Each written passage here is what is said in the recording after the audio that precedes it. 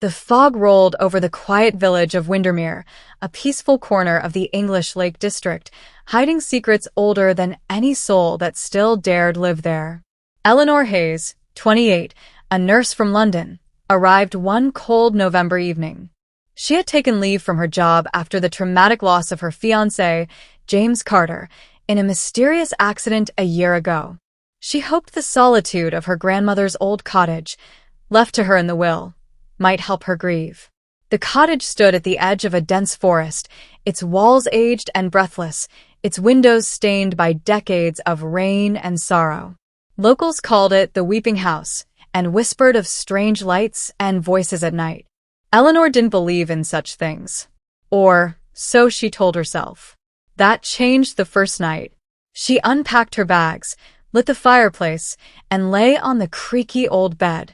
Just as she began to drift, she heard it, soft, dragging footsteps above her.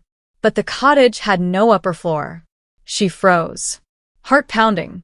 In the morning, she found a small imprint in the dust on the floor near the fireplace.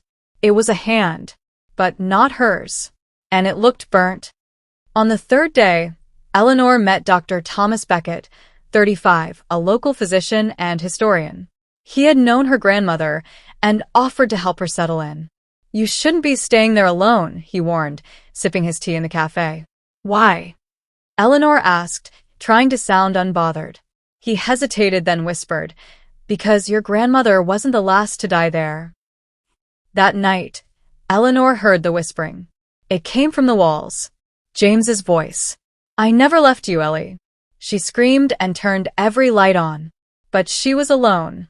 Or she thought she was. The next morning, she confronted Thomas. Tell me the truth. What happened in that house? Thomas looked pale. Eleanor, in 1963, your grandmother's sister, Rebecca, was found burned to death inside that house. No one knew how the fire started. But they say her lover betrayed her. And she cursed the place. Eleanor felt her breath catch. James had died in a fire. The story took a darker turn that evening. She discovered an old letter behind the fireplace bricks. It was addressed to my dearest Eleanor, but it was dated 1963. The handwriting was hers, but she hadn't written it. It spoke of love, betrayal, and an eternal return. In every life, we burn for love. In every death, we meet again. Was she Rebecca reborn? Over the next few nights, James's ghost appeared clearer.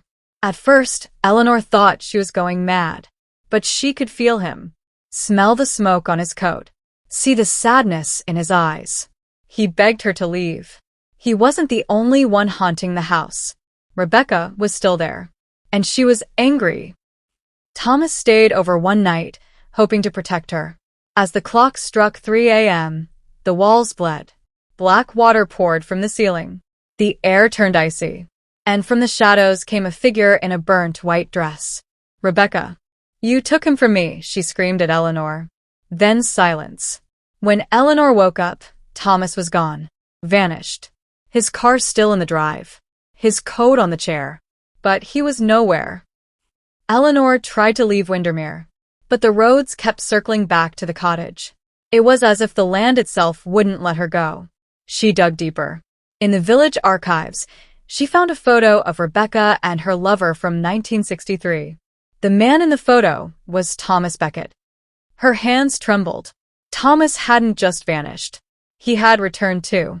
Each lifetime, they repeated the cycle: love, betrayal, fire, death. She confronted the spirit of James one last time. Was I Rebecca? Yes. Did I kill her? No, Eleanor. You are her. And you burned me. Because I loved someone else. Eleanor collapsed, memories flooding her. Fire. Screaming. Jealousy. She wasn't the victim. She was the curse. And in that moment, the house caught fire again. The same way it did every 50 years. Ending twist, last scene. Morning arrived. The villagers found the cottage untouched. But inside, they discovered a new photo on the mantel. It showed Eleanor, James, and Thomas, smiling.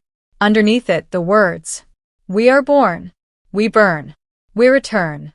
No one had taken the photo, and no one had seen them since.